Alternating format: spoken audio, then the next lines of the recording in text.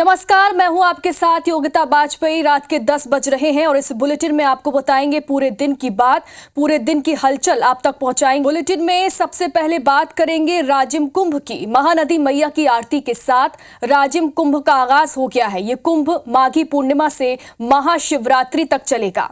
इस बार कुंभ का आयोजन अयोध्या की थीम पर आधारित है और इसीलिए कुंभ को रामोत्सव राजिम कुंभ का नाम दिया गया है। शुभारंभ के अवसर पर बृजमोहन अग्रवाल समेत कई मंत्री और विधायक मौजूद रहे। कार्यक्रम में अमरकंटक के ब्रह्मश्री रामाकृष्णानंद मुख्य अतिथि रहे। वहीं कुंभ में उत्तराखंड से लेकर तमिलनाडु तक के संत परंपरा से जुड़े संतों ने स्नान किया। कुंभ में भक्तों का सैलाब उमड़ रहा है। वहीं प्रशासन ने सुरक्षा के पुख्ता इंतजाम किए हैं। वहीं शुभारंभ के अवसर पर मंत्री बृजमोहन अग्रवाल ने कहा कि हर साल कुंभ का आयोजन होगा। कुछ लोगों ने राजिम कुंभ को रोक दिया था, अब उनकी दोबारा हिम्मत नहीं होगी। आगे ये भी कहा कि अब स्थानीय पुजारी महानदी मैया की हर दिन आरती करेंगे।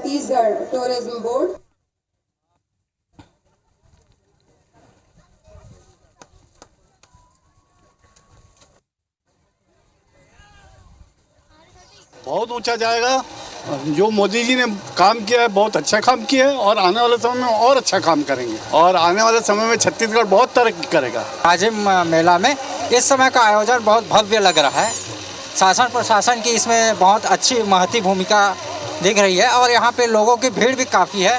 ये निरंतर बढ़ती जाएगी। आवागमन के लिए, आने जाने, पार्किंग, हर चीज़ के लिए अच्छी व्यवस्था। रोजगार के लिए सभी दुकान लगा है, सबको रोजगार मिल रहा है सर।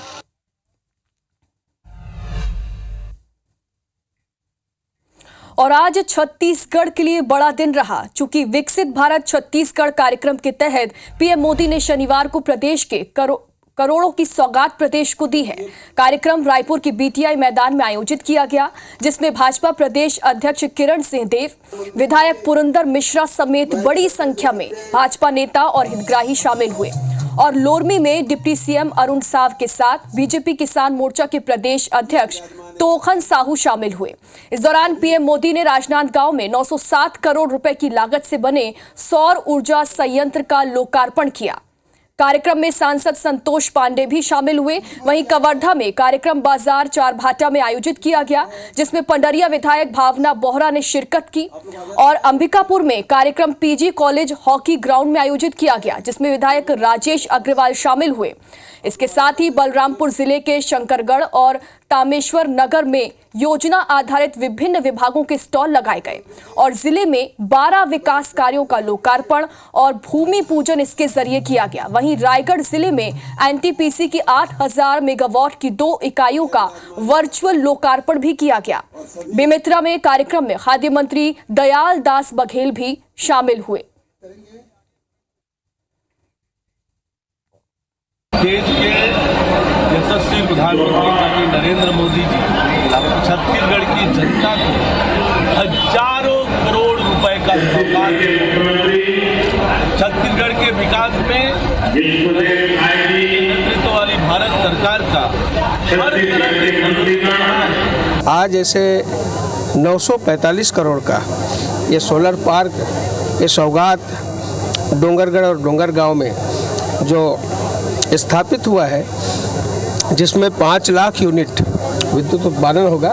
जैसा हम मानते हैं कि छत्तीसगढ़ का निर्माण श्रद्धेय अटल बिहारी वाजपेयी जी के मार्गदर्शन में हुआ है, तो भारतीय जनता पार्टी की सरकार है छत्तीसगढ़ में विशेष रूप से और डबल इंजन की सरकार है, तो उसका फायदा जरूर मिलेगा और आने वाले लोकसभा में उसका प्रतिफल जिस तरह से विधानसभा में मिला है, आने वाले लोकसभा में भी असर उसका दिखाई देगा। दूसरी परियोजना जब कंप्लीट होगी तो छत्तीसगढ़ में बिजली के रेट बहुत कम हो जाएंगे, जो कि पूरे छत्तीसगढ़ को इसका बहुत फायदा मिलेगा। 800 मेगावाट के 2 सुपर क्रिटिकल पावर प्लांट का आज यहाँ रायगढ़ में छत्तीसगढ़ में शिलान्यास किया गया है। इसमें भी पैदा होने वाली बिजली का आधा हिस्सा छत्तीसगढ़ को मिलेगा। पीएम मोदी ने छत्तीसगढ़ को 2 बड़ी परियोजनाओं की सौगात दी है। पीएम ने एसईसीआर की 2 अहम परियोजनाओं को देश को समर्पित किया है। बता दें कि आरओआर फ्लाईओवर का निर्माण बिलासपुर स्टेशन से उसलापुर स्टेशन तक किया गया है। ये पहली बार है जब प्रदेश में 10 किलोमीटर लंबा आरओआर बनाया गया है। इससे रेलवे के ट्रैफिक मूवमेंट को कंट्रोल किया जा सकेगा।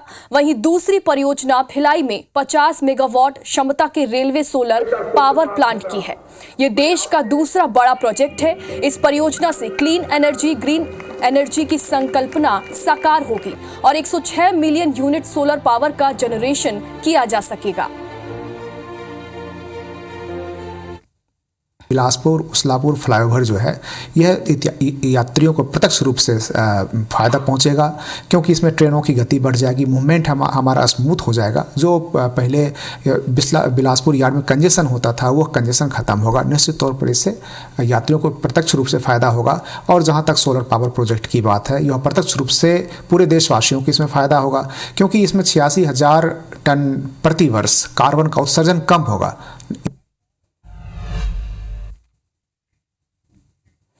भाजपा केंद्रीय चुनाव समिति की बैठक में शामिल होने के लिए सीएम साय और भाजपा प्रदेश अध्यक्ष किरण सिंहदेव दिल्ली दौरे पर हैं। बैठक पार्टी के राष्ट्रीय अध्यक्ष जेपी नड्डा ले रहे हैं। मीटिंग में मुख्य रूप से लोकसभा चुनाव की तैयारियों और रणनीति के बारे में मंथन हो रहा है। छत्तीसगढ़ में किस रणनीति के तहत काम करना है, इसकी भी जानकारी दी जा रही है। बता दें कि मीटिंग में सीएम विष्णुदेव साय समेत सभी राज्यों के प्रभारी और सह प्रभारी शामिल हुए हैं।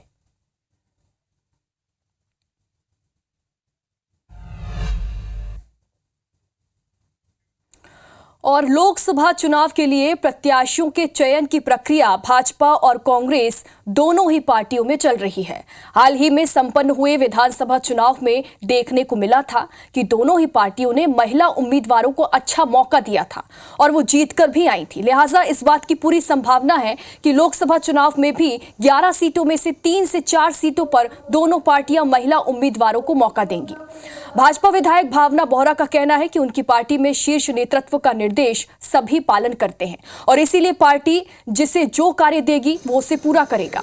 वहीं कांग्रेस नेता सुशील आनंद शुक्ला का कहना है कि कांग्रेस ने शुरू से ही महिलाओं को सम्मान दिया है। हर चुनाव में कांग्रेस आधी आबादी को पूरा सम्मान देती है।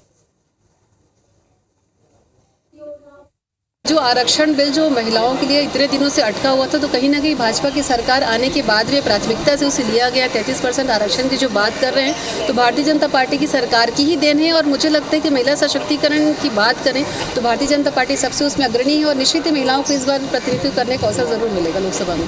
कांग्रेस पार्टी का हमेशा से यह प्रयास रहा है कि महिलाओं को ज़्यादा से ज़्यादा अवसर दिया जाए और अब की बार भी हमारे केंद्रीय नेतृत्व ने यह निर्णय लिया है कि पूरे देश में हम महिलाओं को ज़्यादा से ज़्यादा मैदान में उतारेंगे ताकि आधी आबादी को उनका पूरा हक मिले।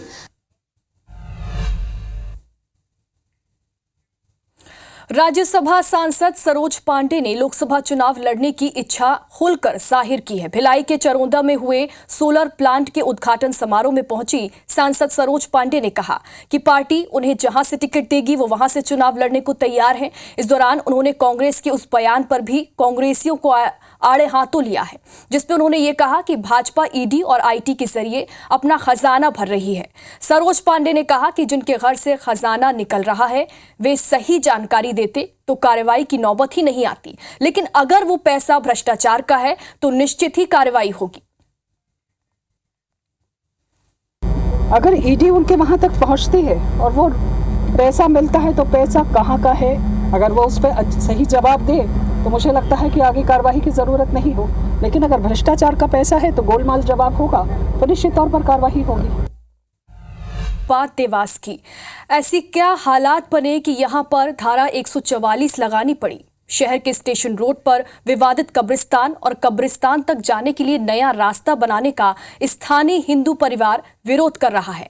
हिंदू संगठन के कार्यकर्ता स्थानीय पार्षद के साथ मौके पर जा पहुंचे और हनुमान जी की तस्वीर रखकर धरने पर बैठ गए।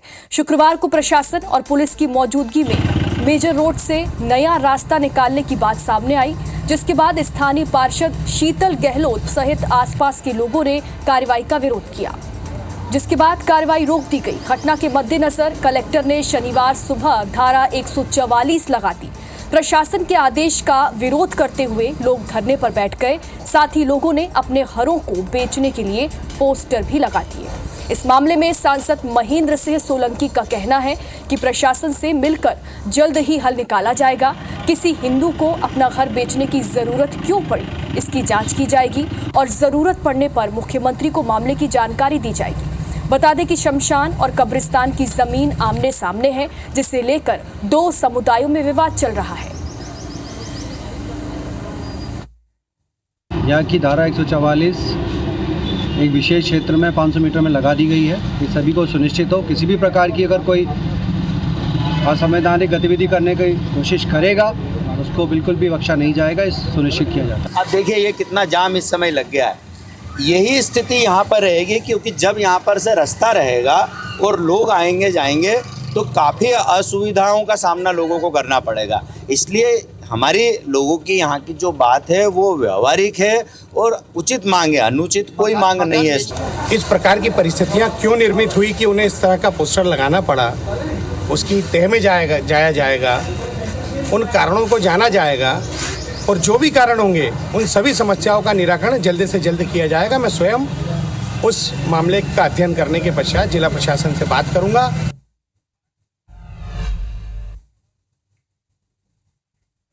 अंबिकापुर के गंगापुर बस्ती में संचालित शराब दुकान लोगों के लिए परेशानी बन गई है। शराब दुकान पर शराबियों का जमावड़ा आए दिन विवाद पैदा करता है। शराब दुकान के पास से गुजरने पर स्थानीय महिलाओं को भी नशेड़ियों की बदसलूकी का आए दिन सामना करना पड़ता है।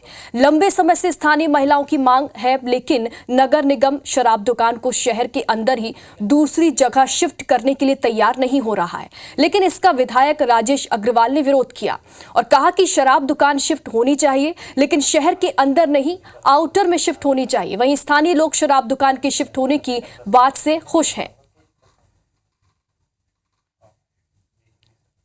बहुत परेशानी है सर, इसके चलते रात को रोड जाम हो जाता है, पूरा आने जाने में बहुत दिक्कत है। पी के रोड के सामने गिरे रहते हैं पियक्कड़ लोग, तरह तरह की गाली गलौज करते निकलते हैं यहाँ से। लगातार कोशिश कर रही हूँ कि यहाँ से शराब दुकान हट जाए, लेकिन यहाँ हजारों बार आवेदन देने के बाद जो भी आते हैं अधिकारी या फिर कलेक्टर की तरफ से भी आदेश आता है कि हट जाएगा, लेकिन आज तक नहीं हटा।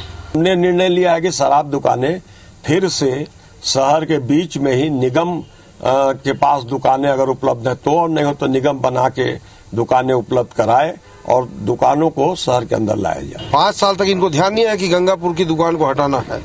अभी मेरे द्वारा जब मांग किया गया है तो, लेकिन वो दुकान शहर से बाहर शिफ्ट होगी, ये निश्चित है। स्कूल को शिक्षा का मंदिर कहा जाता है, जहां बच्चों को ईमानदारी से बेहतर जीवन जीने का संस्कार दिया जाता है। लेकिन जब स्कूल के शिक्षक ही बच्चों से भ्रष्टाचार करें तो बच्चे क्या सीखेंगे, इसका अनुमान आसानी से लगाया जा सकता है। ताजा मामला सूरजपुर के बड़सरा गांव के हायर सेकेंडरी स्कूल का है, जहां बच्चों के बोर्ड परीक्षा में बैठने के लिए चाय नाश्ते के नाम पर स्कूल के शिक्षक अवैध उगाही कर रहे थे। स्कूल में 10वीं और 12वीं के 167 बच्चे हैं, जिनसे ये अवैध वसूली की जा रही थी। इतना ही नहीं, IBC 24 ने जब उनसे इस संबंध में बातचीत करना चाही तो उन्होंने कहा कि स्कूल के शिक्षक छुट्टी पर चले गए हैं, जिसकी वजह से शिक्षकों की कमी बनी हुई है। परीक्षा के लिए बाहर से शिक्षकों को बुलाया जाएगा, उनके चाय नाश्ते की व्यवस्था के लिए बच्चों से पैसे लिए जा रहे हैं। वहीं शिक्षा विभाग के आला अधिकारी जानकारी मिलने के बाद अब कार्रवाई की बात कह रहे हैं। 2 तारीख से हम लोग का एग्जाम चालू है और मेरे को पता नहीं था, अभी स्कूल भी नहीं गया था। अभी आज पे जाने के बाद 30 रुपये पता लगेगा, उसके बाद प्रवेश पत्र मिलेगा। शिक्षा के मंदिर में इस तरह का अवैध वसूली करना अशोभनीय है। ऐसे शिक्षक पर कार्रवाई होनी चाहिए। आपके माध्यम से पता चला है इस प्रकरण का, मैं इसको जांच करके जो यदि दोषी होगा तो उसके प्रिंसिपल के विरुद्ध कार्रवाई करूंगा। 10 बजे पूरे दिन की बात में फिलहाल इतना ही, लेकिन ताज़ा अपडेट के लिए आप देखते रहिए IBC 24। नमस्कार।